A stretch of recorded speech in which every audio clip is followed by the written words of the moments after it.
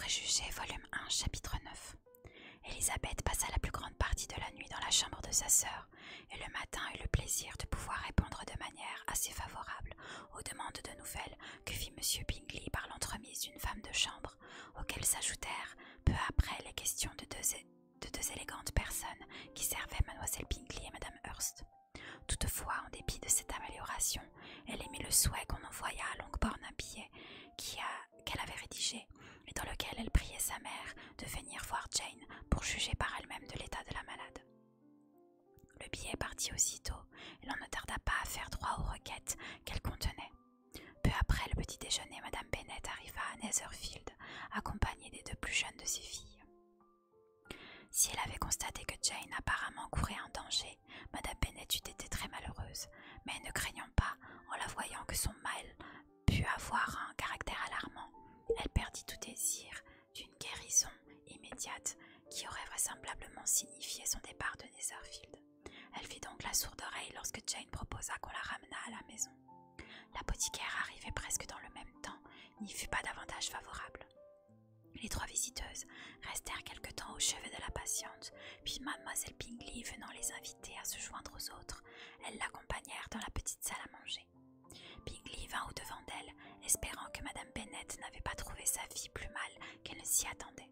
« Oh, mais si, répondit-elle, elle est beaucoup trop mal pour être transportée. Monsieur Jones, qu'il n'y faut pas songer. Nous devrons abuser un peu plus longtemps de votre bonté. »« La transporter » s'écria Bingley, « c'est hors de question. Ma sœur, j'en suis certain, ne voudra pas en entendre parler. »« Vous pouvez être tranquille, » dit Madame Bingley sur un ton de froide politesse. « Mademoiselle Bennet sera entourée de tous les soins possibles tant qu'elle restera chez nous. » Madame Bennet se confondit en remerciements. « À coup sûr, ajouta-t-elle, sans d'aussi bons amis, je ne sais pas ce qu'elle deviendrait, car elle est très mal, souffre beaucoup, bien qu'avec une patience d'ange, comme toujours quand il s'agit d'elle, car elle a sans conteste le caractère le plus doux que je connaisse. Je répète souvent à mes filles qu'elles ne sont rien en comparaison. Vous avez une jolie pièce ici, monsieur Bingley, avec une vue charmante sur cette allée sablée. Aucune maison dans la contrée ne vaut Netherfield à ma connaissance. Vous n'allez pas la quitter sans prendre le temps de la réflexion, j'espère, bien que votre bail soit de courte durée. Tout ce que je fais est fait dans l'instant, répondit-il, et si je décidais de quitter Netherfield, je serais sans doute parti dans les 5 minutes. À présent, malgré tout, je me considère ici comme à demeure. C'est exactement ainsi que je vous imaginais, dit Elisabeth. Il se tourna vers elle. Tiens, comment seriez-vous à voir clair en moi? Eh oui, je vous comprends parfaitement. Je voudrais bien pouvoir interpréter cela comme un compliment, mais j'ai peur qu'il ne soit guère glorieux d'être aisément percé à jour. Cela dépend des cas. Il ne va pas de soi qu'un homme secret et compliqué mérite plus ou moins l'estime qu'une nature comme la vôtre. Lydie, intervint sa mère, rappelle-toi où tu es et ne laisse pas marcher ta langue avec la liberté qu'on t'accorde à la maison. Je ne savais pas, reprit Bingley tout aussitôt, que vous vous intéressiez à l'étude des caractères. Il doit être amusant de se pencher là-dessus. Oui, mais ce sont les plus complexes qui procurent le plus de plaisir. Ils ont au moins cet avantage. La campagne, dit Darcy, ne se prête en général que peu à une étude de ce genre. La vie se passe dans un milieu fermé où la société ne change pas. Mais les gens eux-mêmes changent à un tel point qu'il y a toujours parmi eux quelque chose de nouveau à observer. Oui, c'est vrai, s'écria Madame Bennet, que choquait la façon qu'avait Darcy de parler de la vie rurale. Je vous assure qu'il se passe autant de ces choses-là à la campagne qu'en ville. La surprise fut générale. Darcy, après avoir arrêté son regard sur elle un court instant, se détourna sans un mot. Madame Bennet, qui s'imaginait l'avoir réduit au silence, poursuivit triomphalement. Pour ma part, je ne vois pas en quoi Londres serait largement supérieure à la campagne si l'on accepte les boutiques et les lieux publics. La campagne est infiniment plus agréable, n'est-ce pas, monsieur Bingley? Quand je suis à la campagne, répondit-il, je n'ai aucune envie de la quitter, et quand je suis dans la capitale, je ne suis pas davantage portée à m'en aller. Chacune a ses avantages, et je trouve mon bonheur de la même façon, ici et là. Oui, c'est parce que vous avez le tempérament qu'il faut. Ce monsieur, avec un coup d'œil à Darcy, semblait penser que la campagne ne valait rien du tout. Mais non, maman, vous vous trompez, intervint Elisabeth, qui avait honte pour sa mère. Vous avez donné au propos de monsieur Darcy un sens qu'il n'avait pas. Il voulait seulement dire qu'on ne rencontrait pas la même diversité de gens à la campagne qu'à Londres, ce que vous ne pouvez contester. Bien sûr, ma chérie, personne n'a prétendu le contraire, mais pour ce qui est de ne pas rencontrer beaucoup de monde dans notre voisinage, je ne pense pas que beaucoup soit plus étendu. Une chose est sûre, nous pouvons avoir à dîner l'une ou l'autre de 24 familles différentes.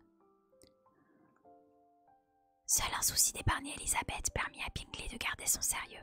Sa sœur fut moins délicate et jeta un regard à M. Darcy avec un sourire qui en disait long. Elisabeth, dans l'espoir de donner un autre cours aux pensées de sa mère, lui demanda si Charlotte Lucas était venue à Longbourn depuis son départ. Oui, elle est passée hier avec son père. Quel homme charmant que Sir William, n'est-ce pas? Monsieur Bingley, tout à fait l'homme du monde, tant de distinction et de complaisance. Il a toujours un mot pour chacun. Voilà l'idée que je me fais de la bonne éducation. Les gens qui s'imaginent supérieurs et n'ouvrent jamais la bouche n'y comprennent rien. Charlotte a-t-elle dîné avec vous? Non, elle a insisté pour rentrer chez elle. Je crois qu'on avait besoin de ses services pour les tartelettes. Pour ma part, monsieur Bingley, j'ai toujours des domestiques capables de faire leur travail. Mes filles ont été élevées d'une autre façon. Mais chacun est libre d'agir à sa guise, et les petites Lucas sont très gentilles, je vous assure. Quel dommage qu'elle ne soit pas belle. Ce n'est pas que je trouve Charlotte tellement laide, mais c'est une amie très chère. Elle me donne l'impression d'être une jeune femme très charmante, dit Bingley. Oh là là oui, mais vous m'avouerez qu'elle est très laide. Lady Lucas me l'a souvent dit en m'enviant la beauté de Jane. Je n'ai pas chanté les louanges de mes propres enfants, mais assurément, Jane, on ne voit pas souvent mieux. C'est ce que tout le monde dit. Je ne me fie pas à mes préférences personnelles. Quand elle avait 15 ans, chez mon frère Gardiner à Londres, il y avait un monsieur qui était si entiché d'elle que ma belle-sœur gageait qu'il la demanderait en mariage avant notre départ. Il ne l'a pas fait pourtant. Peut-être la trouvait-il trop jeune. Malgré tout, il a écrit des vers sur elle, et des vers très jolis. Ainsi s'est terminée sa passion, conclut impatiemment Elisabeth. Plus d'une, j'imagine, s'est trouvée vaincue de la même façon. Je me demande qui a le premier découvert l'efficacité de la poésie pour chasser l'amour. Je croyais qu'elle le nourrissait, dit Darcy. Peut-être est-ce vrai d'un bel amour, robuste et sain. Tout sert à donner consistance à ce qui est déjà plein de force. Mais s'il s'agit d'un petit penchant maigrelet, je suis convaincue qu'après un bon sonnet, il dépérira tout à fait. Darcy se contenta de sourire, et le silence qui s'établit fit craindre à Elisabeth que sa mère ne se donnât à nouveau en ridicule. La jeune fille aurait voulu prendre la parole, mais rien ne lui venait à l'esprit.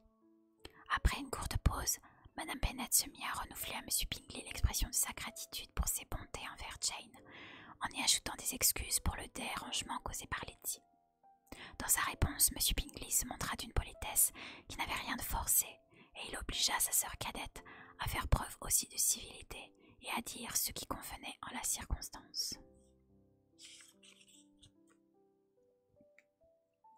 Elle tint son rôle à la vérité, sans beaucoup de bonne grâce, mais Madame Bennet en fut satisfaite, et peu après fit demander sa voiture. À ce signal, la plus jeune de ses filles s'avança. Catherine et Lydia n'avaient cessé de se murmurer à l'oreille pendant toute la durée de la visite. Le résultat de ces conciliabules fut que Lydia rappela à M. Bingley sa promesse, lors de son arrivée dans le pays, de donner un bal à Netherfield.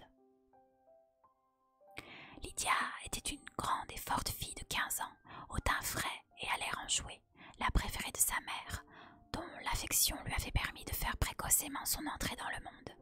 Elle se montrait pleine de vie et semblait avoir reçu de la nature une conviction de son importance que les attentions des officiers, prévenus en sa faveur par les bons repas de son oncle et l'aisance de ses façons, avaient transformée en assurance. Elle n'avait donc aucun scrupule à entreprendre M. Bingley sur le sujet du bal, et ce fut de but en blanc qu'elle lui remit en mémoire sa promesse, ajoutant que ce serait la pire des hontes que d'y manquer. La réponse qu'il fit à cette attaque inopinée charma les oreilles de sa mère. « Je suis tout à fait prêt, je vous assure, à tenir mes engagements, et quand votre sœur sera rétablie, vous fixerez vous-même le jour du bal. Mais vous ne voudriez pas danser alors qu'elle serait malade. » Lydia se déclara satisfaite. « Oh oui, ce serait beaucoup mieux d'attendre que Jane fût sur pied, sans compter qu'alors il y aurait les plus grandes chances pour que le capitaine Carter fût de retour à Meryton. Et quand vous aurez donné votre bal, ajouta-t-elle, je les presserai d'en donner un à leur tour. Je dirai au colonel Forster que ce serait honteux s'il refusait. » ses filles prirent congé sur ces entrefaites. Elisabeth se hâta de retourner auprès de Jane, abandonnant sa propre conduite et celle des siens aux commentaires des deux dames et de M. Darcy, lequel cependant ne put être persuadé de mêler sa voix à ce qui dans leur censure la concernait, malgré tout les traits d'esprit de Mademoiselle Bingley au sujet de ses beaux yeux. Fin du chapitre